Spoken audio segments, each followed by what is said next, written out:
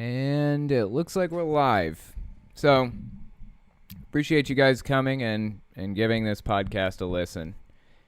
I was just thinking the other day, in one of my recent videos, I was talking about how I start out every single video by saying, got some new fan art for you. Or most of them, right? It's like a catchphrase at this point. And I realized that I didn't even think about it. Like, that just comes out naturally to me. It's just, I just write it into the script. Got some new fan art for you, you know. I just thought it was kind of funny that this is another one of those things where I say, and we're live. It's just like a natural thing. That's just what I say. It's like my entrance. Thought it was kind of funny. It's not intentional in any way. But I got to thinking about it, and it's like, I watch a little bit of Philip DeFranco. Not a whole lot, but I noticed that he says the same things every single episode now. He has an episode every day. It's once a day. In fact, I could be wrong. I think he has more than one episode a day every now and then. Just kind of depends. But yeah, he says the same thing every single episode. Something like, "Sup, you beautiful bastards. Hoping you're having a fantastic day. Let's just jump into it," or something like that. Every single day. And he says the same thing at the end of the show, too. I don't even remember what it is now, but I just think that's kind of interesting. But anyway, yeah. So there were some things that I wanted to talk about. First, right before the podcast actually started, we were in here talking about how one of the staff members on the Discord is going to be gone one day pretty soon, and she's a really big fan of bird memes. And I was saying, you know, I don't know where I'm going to find my bird memes now. Like, that is my source of bird memes, is her, and it's going to be a problem, you know? I mean, on Tuesday, I'm going to be sans bird memes. So, anyway, that got me to thinking about Angry Birds, and how it was kind of the first game that I really played after getting clean. Now, I think I've mentioned before on my main channel that I was a drug addict for a while. I was hooked on drugs right after getting out of Jehovah's Witnesses. I think I was 18 years old. I got disfellowshipped, and I was, a complete mess. My life was a train wreck. And I finally managed to crawl my way out of this huge mess that was my life, right? And I was on drugs for probably a couple of years. And finally, when I crawled out, the very first nice thing that I got was an iPhone. I had never had something nice, really, up to that point. Not that I got, with my own money, that I got to keep. Not something that I got to keep. It was always, sold for drugs or something. And so there's some level of nostalgia that goes with iPhones for me, just because of that, because it's kind of a representation of coming out of a really terrible point in my life. But yeah, back to what I was saying. Angry Birds was one of the first games that I played when I came out of that whole mess. So that's why it seems important to me. It's for that reason. But anyway, so a minute ago I was talking about how Nile Attack, my staff member, is leaving for like a day and then coming back. Well, I actually, for those of you who aren't really on my Discord, don't really know what's going on or whatever, I actually I transferred server ownership. I gave up server ownership. Transferred it to a good friend of mine, Swifty. I trust that he will do what he feels is best with the server, and I trust his judgment with it completely. But that means I'm not a staff member anymore. I have no part in decisions that are made or any of that stuff. And basically the reason behind that is because there are people who have been doxing me and contacting my family members and things like that to try to get dirt on me. And I believe that that's at least due in part because they were unhappy with decisions that I made on the Discord, like to ban this person or not to appeal the ban of that person or whatever other thing. I don't know. I'm sure that they have a lot more elaborate reasons for hating me. But anyways, whatever. The point is that I've been doxxed multiple times now. And, and that they're continuing to just do everything they can to ruin me, contacting my family and things like that. So I've completely stepped away from any kind of authority or decision making on the server at all. Now I'm just there to hang out and talk to friends, and that's about it. I've entrusted it to a number of people. I've entrusted it to Glenn and Swifty most of all, because he owns the server now. If he wanted to turn it into an anime server, then he could. I mean, he has that type of power. It is his server. Possession is 100% of the law with Discord. So, anyways, yeah, he owns the server now. So, it's in Swifty's hands. It's in Glenn's hands. It's in Nilotax, Rat Elementals, Stormwolf's, and the Unfinished Masterpieces hands.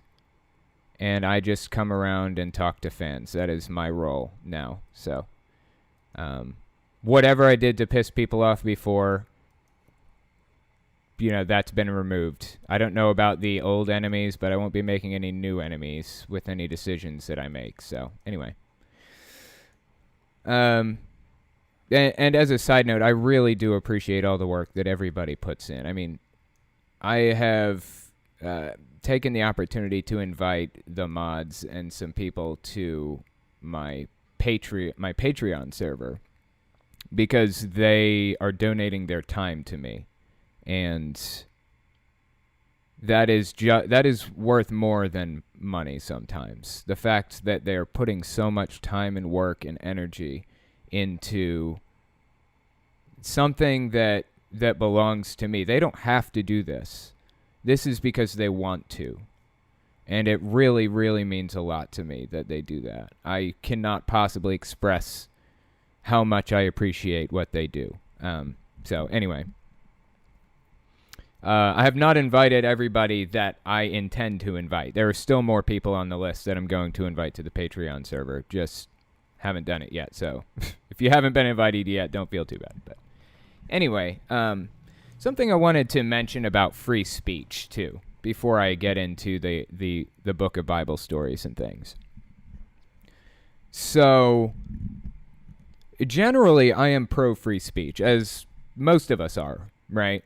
Well, when I was getting into YouTube, and I've mentioned this before, there was a vacuum in YouTube. Basically, every YouTuber that I watched, every atheist YouTuber I watched, was kind of going toward SJW stuff, right? And that wasn't really why I was watching them. I wasn't interested in SJW stuff. I was interested in atheism because I was trying to find my way out of religion at that point. I didn't need to hear about cucks, who are screaming about this or that. I'm like, I don't even care. I wanted to hear about atheism. And so there was a vacuum there. So when I started YouTube, I determined that I was going to stay neutral in the whole SJW thing. Well, not when I started. It was a little bit later on in, because I did try to do some, I think I addressed a black nationalist at one point. And I called him an SJW, although that is not what he was. Come to find out, he was a black nationalist.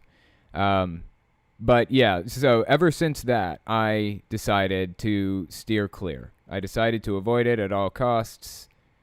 I just think that it's a toxic subject a lot of the time. I think there are people out there on YouTube talking about it, and, you know, it'll balance itself out. Me, I'm just going to stay neutral. So anyway, when I started this Discord, I was faced with these issues. I have to decide how open I want this Discord to be versus how cleaned up and safe I want it to be, right? It's a lot more of a difficult balance to strike than one would think. It's not as easy as just, well, anything goes, whatever you want to happen. Because your Discord will actually legitimately be shut down, especially when it gets to the size that mine is at. It's at 5,000 members, or almost 5,000.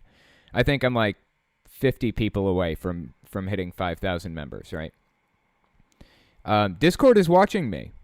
In fact, I've sent them my server to be reviewed for partnership, so I know for a fact that they're watching me. So I can't have community guidelines being broken on this Discord. I can't have it. Even if I'm the most anti-SJW free speech advocate on the planet, does not matter. I can't have them violating this stuff or my server will be shut down, right? This community is here to help people out of cults. That's its purpose. So I had to decide, I had to figure out where the line was, where that line is between free speech and not getting shut down, really. That's what it boils down to. Because as far as I'm concerned, if somebody says something you don't like, you can block them. Or leave the server, one or the other. It's up to you. But my primary goal is to ensure that this place is not destructive to people or their emotional states. Because people coming here are probably going to be emotionally vulnerable in many ways. They're mostly probably coming out of cults. And I want to make sure it doesn't get shut down. So those are my main goals. Well, eventually, so I guess this server's been called Communist Russia a lot because people seem to feel like it's not as open as it should be. And then on the other side, I've had people complaining that I'm not doing enough to get rid of trolls. So, somebody's always going to be complaining about something. I realized that early on. Someone is going to be complaining about something that I do, and so I need to do what I think is right, not what other people are complaining about. That is my main goal, really, is to make my ideal, make the ideal balance between free speech and safe space. Strike that balance myself and not listen to all of the BS coming from each side, from each camp. And honestly, that is a lot harder than you guys think it is to do. I'm basically shooting for... If I'm getting screamed at by both sides, then I am exactly where I want to be. If I'm getting screamed at by SJWs because it's too open, I'm right where I want to be. If I'm getting screamed at by, free speech police that I should be opening it up more, that's where I want to be. It's just really hard to find the balance. So, somebody's going to hate you for something that you do. Somebody is going to hate you, especially when I'm dealing with 70,000 people listening to what I'm saying. There is somebody out there that's going to hate me for something that I'm doing. I just expect them to play fair and not dox me for it or contact my family members. I expect them to not do that. That's pretty fucked up as far as I'm concerned. You're a complete sack of shit if you do that. So anyway, yeah, so I was talking to somebody, I think Yuri. I was just saying I can't even attempt to pronounce the name. It's I don't even know. Just say Josh. Okay, it's Josh. They were telling me that the Jehovah's Witnesses were ordered to pay $35 million to an abuse survivor by a jury. So I figured I'd just take a minute to look it up just to see what it had to say here. So this article is from NBCnews.com. Not super reliable, but whatever. The Jehovah's Witnesses must pay $35 million to a woman who says the church's national organization ordered Montana clergy members not to report her sexual abuse as a child at the hands of a congregation member. A jury ruled in a verdict. So this is a completed verdict, I guess. They've already won the $35 million. So I'm actually pretty happy to hear that. And this is the reason why Jehovah's Witnesses are hemorrhaging money right now, is for this type of thing right here. Because, however many years ago, they actually suppressed somebody who was being abused. They told them to keep their mouths shut. They told their parents to keep their mouths shut. Said, keep it internal. We don't want the secular government involved. This is church business, basically. And as a result of that, they're paying out the nose for it. So it says, I'm trying to find my place here. Okay. A judge must review the penalty, and the Jehovah's Witnesses National Organization, Watchtower Bible and Tract Society of New York, plans to appeal. Of course they do. They appeal everything. Still, understandably so. I mean, who wouldn't appeal? Everybody wants to appeal. You have to appeal until it's denied. Still, the 21-year-old woman's attorneys said Wednesday's verdict sends a message to the church to report child abuse to outside authorities. Yeah, I agree. It does send them that message. And it's a message that I think that they're starting to kind of receive at this point a little bit. But they did actually delete an elder from their ranks in Ireland not too long ago, if I remember correctly. I'll have to look that article up and talk about it next time, but it says, hopefully that message is loud enough that this will cause the organization to change its priorities in a way that they will begin prioritizing the safety of children so that other children aren't abused in the future, said attorney Neil Smith Thursday. Yeah, I agree. The Office of Public Information at the World Headquarters of Jehovah's Witnesses responded to the verdict with an unsigned statement. Jehovah's Witnesses abhor child abuse and strive to protect children from such acts. Watchtower is pursuing appellate review, it said. Yeah, they like to claim that. They like to say, we always have children in mind. We always look out for children. And you know what? To some extent, that's true. They don't endorse child abuse. They don't believe that people should be abusing children. I mean, sexually abusing children. They don't feel that that's right, and they have put out videos about appealing, or I'm sorry, they have put out videos about sexual abuse, and they've tried to explain to children, what do you do if this stranger comes up and says blah, blah, blah? You say, no, get away from me, that whole bit. And that's good that they're releasing those videos, but the real issue, the core problem here, is the fact that they are not, that they're actually telling people or discouraging elders from contacting secular authorities. That's the problem. Because they believe that the secular government is blasphemous just by existing. I put out a video not too long ago on the book of Revelation and the great beast and all that other good stuff. And in that article, I was reading an article from Jehovah's Witnesses website. In the article, they said that just by existing, the secular government is blasphemous because they're taking the place of God. That's God's rightful place as the head of the government. So, it's pretty messed up. Let's see what else it says. Just trying to find my place. The Montana case is one of dozens that have been filed nationwide over the past decade, alleging Jehovah's Witnesses mismanaged or covered up the sexual abuse of children. The case that prompted Wednesday's ruling involved two women, now 32 and 21, who allege a family member sexually abused them and a third family member in Thompson Falls in the 90s and 2000s. The women say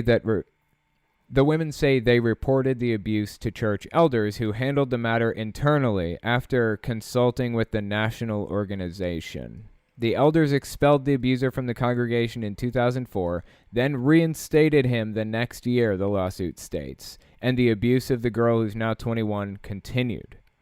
See, they feel like they deal with it. I mean, this is their ideal situation, is handling it internally, kicking the person out of the church, so now he can't hurt anybody anymore, but he's always welcome back. That is a problem. So I'm glad that this is getting coverage. That makes me happy. I'm really disappointed to hear that this has been a problem in the first place, but the fact that this is on NBC News is it's a step in the right direction, so that's good to hear. By the way, Crate, do you have any questions for me? No, it's been primarily bird memes. Okay, yeah, I've noticed that. I'm no bird expert, but the one on the right is the female. Yeah, it's funny. But there is one more announcement that you need to make. What's that? About the podcast list. Oh, yes. I'm sorry, guys. I need to just let you guys know. So, about the podcast list. So, if you want to be on the podcast, I'm going to say this for people who are on the YouTube live stream and are not on the Discord. If you want to be on the podcast, you have to join the Discord, because that's where I do it from. It's from the Discord. And once you get to the Discord, there's a welcome channel there. I think it should just drop you right in the welcome channel. At the very bottom, you'll see two links. One link will be a link to the website to sign up for the podcast. And the second link will be the list to see where you are, to find out like how long of a wait or whatever it's going to be for you. So here's the thing. We have a ton of dead entries at this point, like a lot. 30, 40 maybe, 50 even, I don't know, a lot. It's people that left the server like months ago, and they're never going to show up. And also I changed the format for submitting your name to the list. So if you guys can resubmit your names, I would greatly appreciate it. We're going to purge the list. It's just a complete mess at this point. The first 20 people don't show up because they left the server forever ago, It's a big mess. So I'm sorry I have to do this to you guys, but if you guys can just resubmit your names, I would really appreciate that. And we'll try to do our best to keep it in order and not have to do that again. But anyway. So, yeah, no questions then? Well, yeah, I've got a couple now. Okay. Can we hear a joke? Sure. I don't know any, though, so are you going to tell me a joke? Really? I'm pretty sure it was a question for you, not me. I don't know any jokes. No, I got nothing. I'm sorry. Oh, Nylatak says she has a bird joke. She's in the Discord and she's about to tell me a bird joke. Let's hear the bird joke, Nylatak. She's typing. In the meantime, your other question. Knock, knock. Who's there? She's typing. Owls. Owls who? Do, do, do, do, do, do. I can't wait. That's right. Owls who? Zing. There you go. Yeah. There's a joke. There's a bird joke for you, okay? You're welcome for that. The other question, can we have a face cam video soon? A face cam video. Sometime soon. See, here's the thing about that. I went full-time with YouTube recently, as I'm sure you guys know. And ever since I went full-time with YouTube, I have not gotten a haircut. I have not been to the mall to get a haircut. Because why would I? I mean, I don't need to go to work anymore. I mean, I still have to work. I just don't have to go into an office anymore and talk to people, So yeah, my hair is it's gonna need cut before I get on a, on a face cam. But yeah, eventually I'll do Your hair that. looks fine. Your hair No, looks it looks fine. like garbage. You cannot convince me otherwise. I need a haircut. Okay. And actually, I'm going to FYI. I'm going to the FFRF convention from November 2nd to November 4th in San Francisco. So this is September 30th. And I figure I'm going to need a haircut probably a week before I go, right? So why would I get a haircut a week before I go and now? Just seems like a waste of money. I'll just stick it out till the bitter end. So, Glenn has a good question. What will you and Alpha Force Zero be for Halloween? Is his question, and here's the answer. I am going as a YouTuber. Last year, I went as a guy in a leather jacket. I just go as myself every year. I don't really do anything special. And he pretends that it's a costume every single year. I just wear my normal outfit, just whatever I would wear normally, and then I claim that I'm a YouTuber or something, Anyway, and then Alpha Force Zero is going as an angel, and let me tell you why. I'm not happy with the angel costume. She's not happy with the angel costume, but it's the best excuse in the world, though. No, bear with me. Could not stop laughing. Her grandma told so her grandma goes to church, right? She goes to this church, and Alpha Force Zero goes to church with her grandma, and they're having like some kind of a little Halloween party on Halloween night or the night before or something like that. And the costume can't be something evil. It has to be something good. That's the rule. You have to show up in a costume that's something good. No demons, no ghosts, no murderers or clowns or any of that other junk. So that means that I had to find a totally kosher costume for her, and I was a little miffed over that. And she was miffed too, but whatever. The angel costume fits pretty well, so. I wanna say exactly how she described her costume to me. She said to me, "I'm going to be an angel. I wanted to be a devil, but I have to go to church." Yeah, she's funny. Okay. All right, so I'll tell you what. I would like to read just a little bit of this book. I kind of got sidetracked by talking about the Jehovah's Witnesses abuse survivor payout. But I would like to read just like a little bit of this book. So I'm going to just take a couple of minutes and read just like one chapter or something, and then we'll go to guests. So Reaper is my first guy when the time comes. So this chapter of the book is called The Great Flood. Outside the ark, the people went about their life the same as before. They still did not believe that the flood would come. They must have laughed more than ever, but they soon stopped laughing. Jesus, that's kind of dark. All of a sudden, water began to fall. It poured down from the sky as when you pour water from a bucket. Noah had been right, but it was too late now for anybody else to get into the ark. The door had been closed tight by Jehovah. Soon all the low ground was covered. The water became like big rivers. This is like really drawing a vivid picture here. Like, this isn't even playing around. It pushed over trees and rolled around big stones and made a lot of noise. How do they know anything about this? They're just trying to draw like a really vivid picture here. That's crazy. The people were afraid. They climbed up to higher ground. Oh, how they wished they'd listened to Noah and gotten into the ark when the door was still open for them. But now it was too late.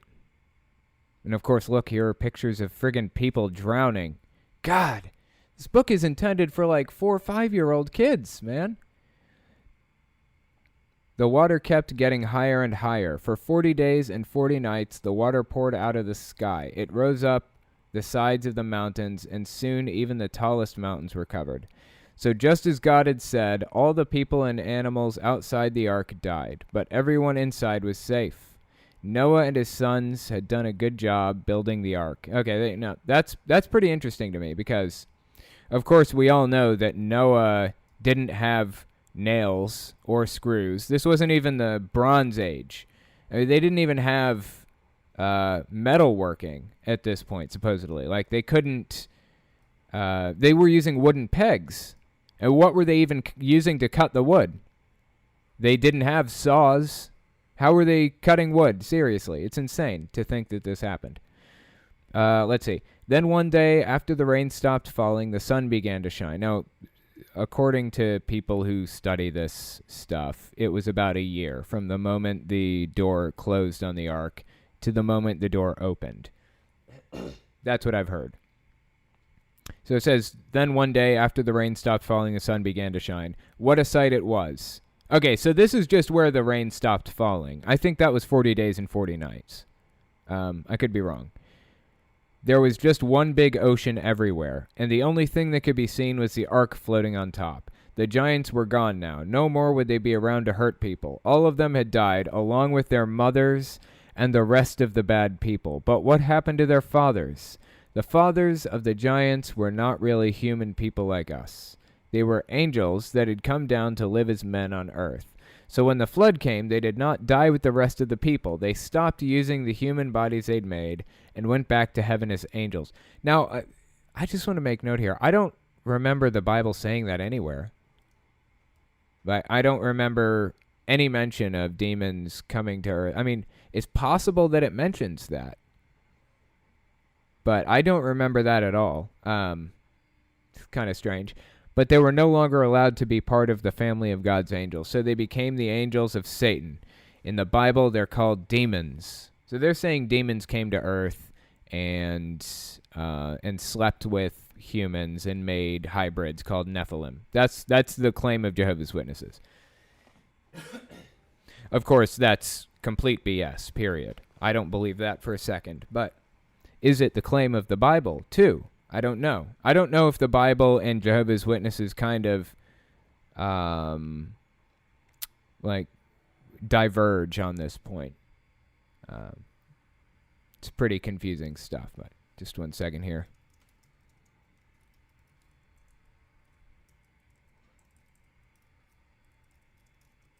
Okay, so the next part says, God now made a wind blow, and the waters of the flood began to go down. 5 months later, the ark came to rest on the top of a mountain. Many more days passed, and those inside the ark could look out and see the tops of the mountains. The waters kept on going down and down. Then Noah let a black bird called a raven out of the ark. It would fly away for a while, and then it would come back because it could not find a good place to land. Yeah, I think this part's in the Bible. It kept doing this, and then each time it returned, it would rest on the ark. Noah wanted to see if the waters had run off the earth, so next he sent a dove out of the ark. Okay, so here's another question. Where did the water go? How did the water run off of the earth? Is that what it said? It said, because it could not find a good place to land, it kept doing this, and each time it returned, it would rest on the ark.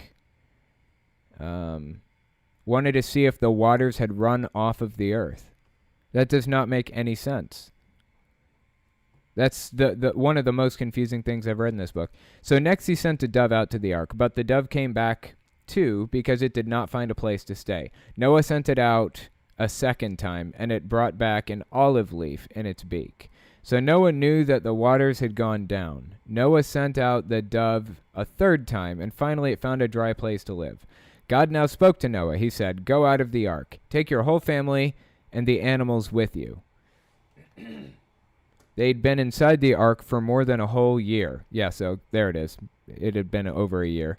So we can just imagine how happy they all were to be outside again and to be alive. Okay. What's this?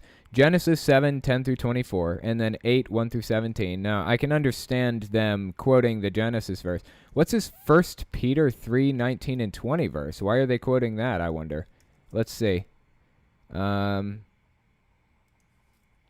Oh, you know what? This is the bit that they were talking about, like the angels coming to earth. After being made alive, he went and made proclamation to the imprisoned spirits, to those who were disobedient long ago when God waited patiently in the days of Noah while the ark was being built. In it, only a few people, 8 in all, were saved through water. Huh, that's interesting. So just at face value, it kind of does seem like they're saying that like angels came to Earth when Noah was building the ark. I don't know. I'll have to research that a little bit more. But anyways, then so this is one of my big qualms with the Bible. Now I haven't read it in a while, but this is a pretty big logical leap here. So Noah and his family build the ark. They get all of the animals on the ark, just disregarding the ridiculous lack of logic involved in this whole story. They close the ark. They stay in it for a year. And this is just getting more insane by the second. But then they get out of the ark after things have dried off a little bit.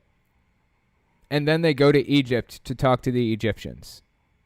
Now, did everything die or not? Are there Egyptians or not? If everything died, if they were the last people on Earth, what were they doing in Egypt? Seriously. This doesn't make any sense. Only 8 people survived the flood, but in time they increased to number many thousands. Then, 352 years after the flood, Abraham was born. We learn how God kept his promise by giving Abraham a son named Isaac. Then, of Isaac's 2 sons, Jacob was chosen by God. And so now they're talking about all of that other junk. I don't know. It's just bizarre. Okay, so I guess we can move on to guests now. The first guest, I believe, was Reaper. Are you there, Reaper? Can you hear me? Testing. 1, 2, 3. Wait, did I unmute you? I think I unmuted. Yeah, you're unmuted. Are you there? No? Okay. I'll come back to it. Don't worry too much about it. The next person I think I was going to try was...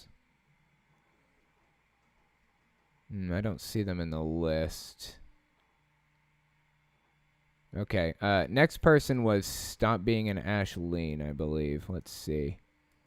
Hey, are you there? Testing? Stop Being an Ashleen? Yes. Hey! Yes, I'm here. Yes. How's it going? Good. That's good. I've actually had you on here before, haven't I? Yes. I remember. How's it been going? Pretty well?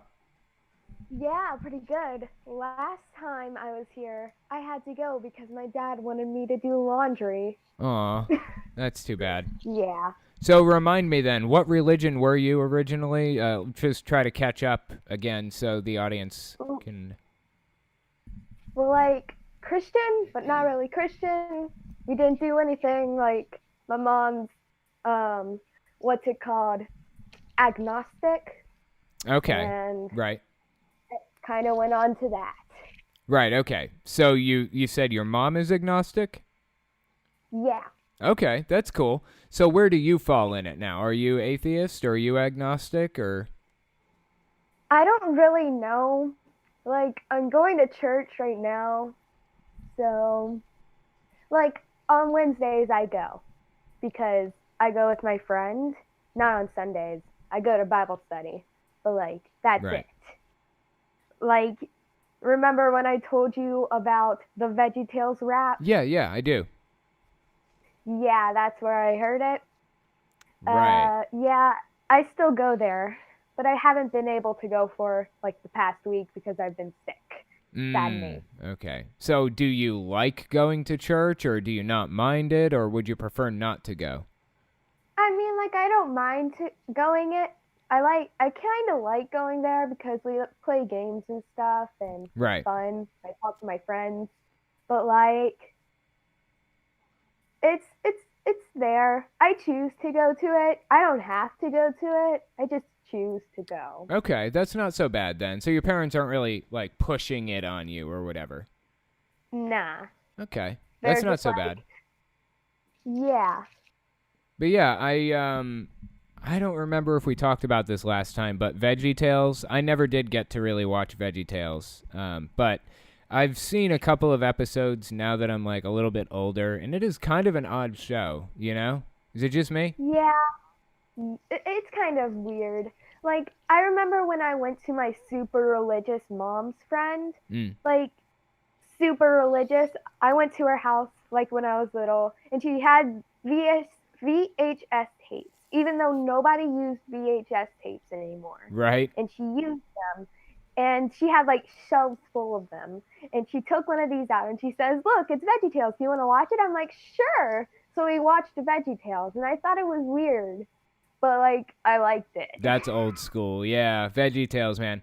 Yeah, and speaking of VHS, I actually VHS is almost like a collector's item at this point. It's like, I don't know. I have a VHS tape of like the Star Wars special edition from like 1990 something, 97 or 8 or whatever it was, but I don't know. Oh, Some people really like God. VHS, you know? I mean, like I remember I used to have this old Princess TV because Yeah. that's the only TV I got in my room.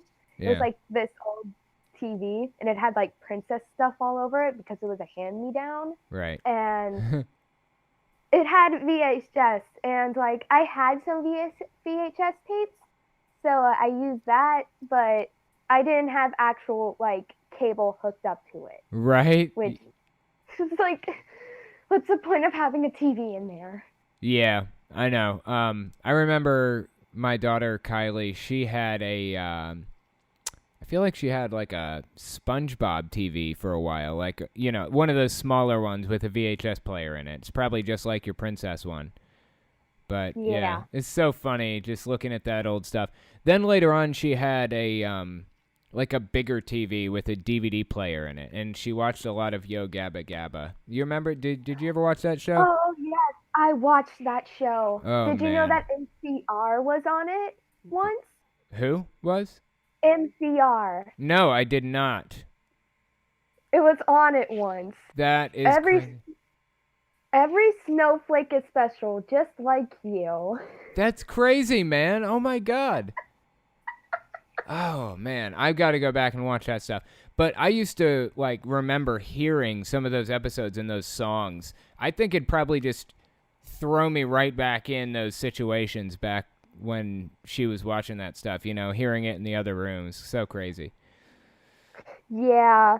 I just like watched it when I was little because I had nothing else to do. Yeah, I have like every now and then that song. I don't know if you know the toothbrush episode. Do you remember the brushing one? Not really. I remember there's a party in my tummy. Oh, yes. Oh, my God. I remember that song. Ugh, God. Oh, that's so crazy. You know what the Wiggles are? Yeah, I do. My sister and I loved the Wiggles. Right. Like, we would watch it over and over again. Like, we had a DVD of, like, the oldest Wiggles ever. Like, right. It, like, was so old. And I watched that like it was crazy. I remember first day of preschool, I woke up early just to watch that. That is so ridiculous, man. Old times, right? I remember when I was, I think I was in, probably fifth, sixth grade or something like that. I remember getting up in the morning and looking out to see if it had snowed. And if it had snowed, then I'd get to watch TV, instead of going to school and stuff. It was pretty good times back then. Man. That was fun. It never snows here. Like, last year it snowed. Really? That's all.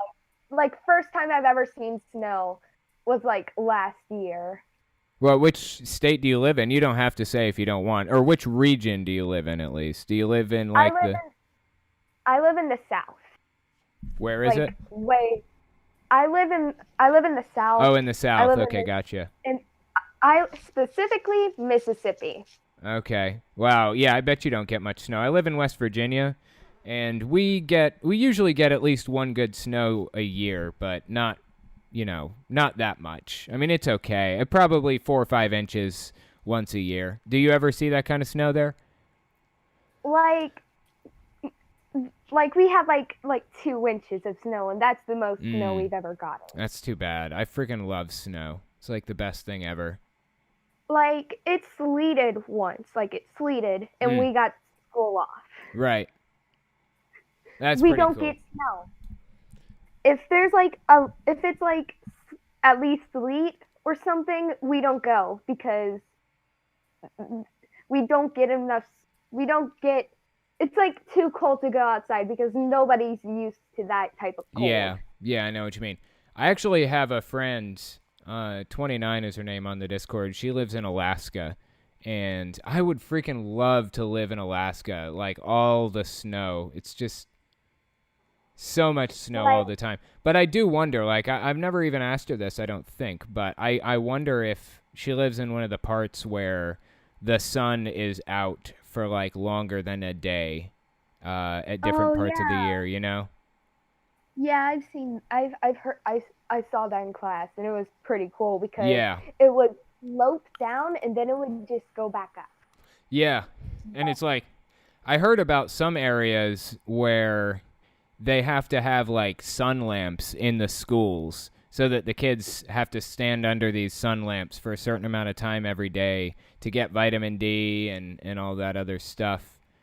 Yeah. That's pretty crazy. Imagine, like, not going to school or being an older person living there and not being anywhere near a sun lamp or anything. I don't know. It'd just be crazy, man. Just different needs in that area of the world, you know? That's pretty interesting. I need to do research on that. Yeah. It is pretty interesting. But anyway, all right, I got to get going. I appreciate you coming on and talking to me. It's been pretty interesting. But we'll talk again later on, okay? Okay. All right. Bye-bye.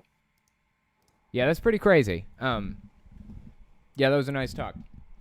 I remember something else that I do when it would snow when I was little is, so my sister gave me this Super Nintendo. I was, I think, 8 years old. And so I was born in 1989. She got married when I was, I think 7, or pushing 8. So that was what, 1996, 1997, somewhere in there. Super Nintendo came out, I think, in, 1991 or something. PlayStation came out in 1995.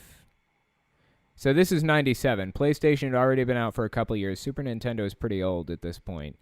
But when she moved, she gave me her Super Nintendo. And I still have that thing. I love that Super Nintendo. It's sitting on a shelf now. It's kind of been my inspiration for collecting retro games. Now I collect retro games. I have like 2 gaming shelves that are really big and have a whole bunch of really nice stuff and old games like Zelda games and Mario games and all that other good stuff. But anyways, when it would snow in the morning, I would actually, like, when I missed school, I'd just sit down and play Super Mario World or Super Mario Land 3 or something like that. It's just really good memories. So anyway, yeah, there's another person on here. Next person I wanted Reaper. to try was Reaper. Yeah, I was going to try him next. Are you there, Reaper? Can you hear me? Testing? Can you hear me? Yes, I can hear you. How's it going, man? Sorry, I was locally muted without knowing. Oh, no, it's no problem. We got it worked out. So anyway, so what religion were you originally? Are you still religious or? It ended about like early August. Oh, really? So you kind of left religion in early August. That's recent. That's only like 2 months ago, huh? Yeah. So what religion were you? It was Lutheran. Lutheran, okay. Yeah, I've heard that Lutheran is pretty moderate. Is that accurate, or did you have a bad experience with them, or? It was really never that much to begin with. I mean, we stopped going to church like probably close to a decade ago. Oh, really? Okay. So you haven't really been involved heavily in it for a long time. You're just kind of coming out and realizing that you don't really believe in God at all. Is that it, or? I mean, I knew the book was complete trash for a while, but it just never even came in my head, like, to even think about caring. Right. So now you kind of care about it. Yeah. What was it that kind of pushed you over the edge? Like, what is it that got you to start looking into it and caring about it, you think? It was... Probably some of the YouTubers. Really? Interesting. Yeah, I feel like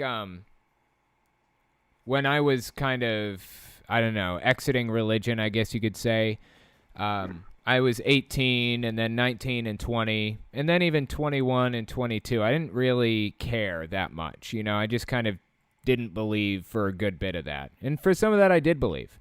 And eventually, as time passed, I started kind of watching some of the YouTubers and stuff, you know, like Armored Skeptic and Logic and The Amazing Atheist and all those guys. And I started to realize, like, just how harmful it was, you know. Is that kind of the same experience you had with it? Not really. Like, for a while, I didn't believe really anything in the entire book, really. Right. It was more like, at, like, some point last year, like, I don't believe in any of this, then why do I believe in the Big Kahuna? Right. I see what you're saying. So it was just kind of dropping one thing after another. Is that fair to say? Pretty much. Dropping like one belief after another. So your parents didn't really shove it down your throat then? Or they didn't really like take it too far or anything like that? Is that pretty accurate or? No, they like it means like I guess you could say a good amount to my mom, but it's really like the reason we stopped going to church is like my brothers just didn't want to anymore, and that was really all that had to be said, really. Sure. They didn't throw a fit about it or anything, huh? My parents? Yeah. Like when your brothers didn't really want to go anymore, your parents weren't like, "Oh, you have to go," or any of that other stuff. They kind of give them some trouble. Like when we were a lot younger, it's like you're gonna go anyway, but sure, yeah. That was pretty interesting. At one point they're just like whatever. Right. So how old are you now? You don't have to say if you don't want, but do you? What is it? I'm a sophomore in college. Oh, okay, that's cool. How is it? I mean, is this like did you end up going back to college? Is this your second go around, or is this your first go around? You liking it so far? Nope. Straight from high school to college. Very nice. I actually skipped some years. So I exited high school. I actually dropped out of high school myself, and then got my GED, and then I didn't go to college until I was probably 24, 25, or somewhere in there. Maybe even 23. I don't remember. But yeah, I didn't go to college for like a really long time. So how do you like it? Is it pretty good? Yeah, I mean, I'm a college athlete. I'm a co-founder of a club, and I'm doing a major that I like. Right? What is your major? I guess the best way to say it is it's like a blanket major, but I'm doing 3 concentrations, which is cybersecurity, networking, and web design. Very nice. Really? Okay. So I don't know if you knew this, but I've been like a software engineer for like the past 6 or 7 years or something like that. Did you happen across that information at any point? Like about how I got the major? No, well, I didn't actually go to college for it. I ended up going to college for psychology, but I started working for a company in Florida back in early 2013, like January 2013. And then I worked there until 2015. Then I started working for my own company 2015 to 2016.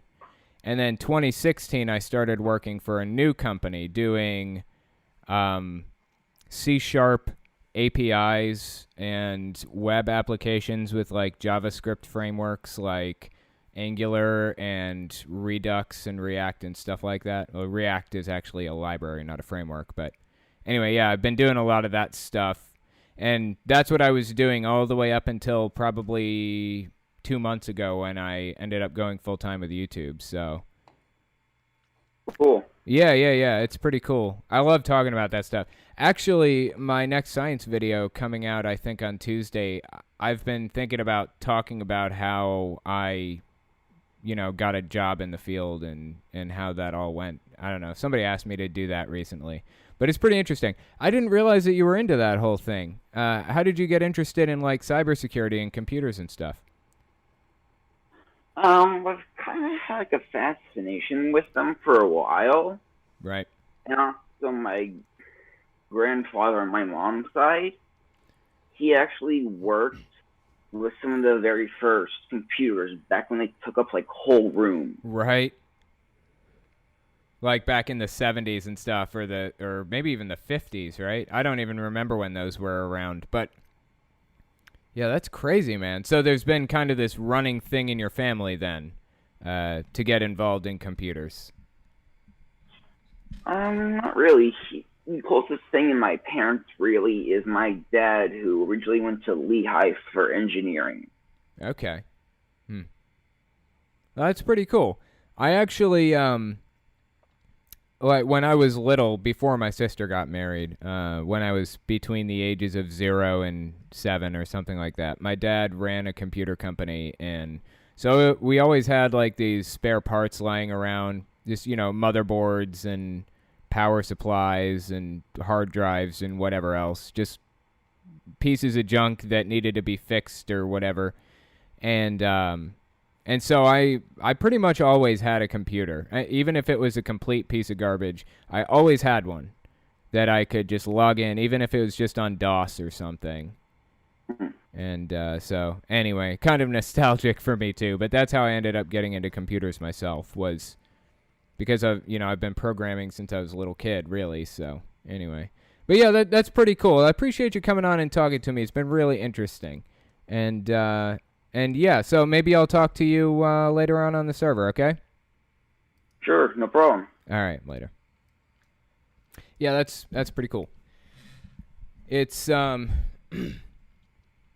it's really hard for people to break into the fields sometimes of software engineering, especially if they don't have a formal background in it. So I'm going to do some talking about that in I'm going to be doing some talking about that in one of my science videos soon, because I feel like a lot of people don't just do it. Like, sometimes you just have to just do it, I mean, it's like a meme at this point. But Shia LaBeouf was correct. Just do it. I think Shia LaBeouf even said this. The only difference between you and somebody who succeeds at something is the fact that the person who succeeds keeps going past the point where anybody else would quit.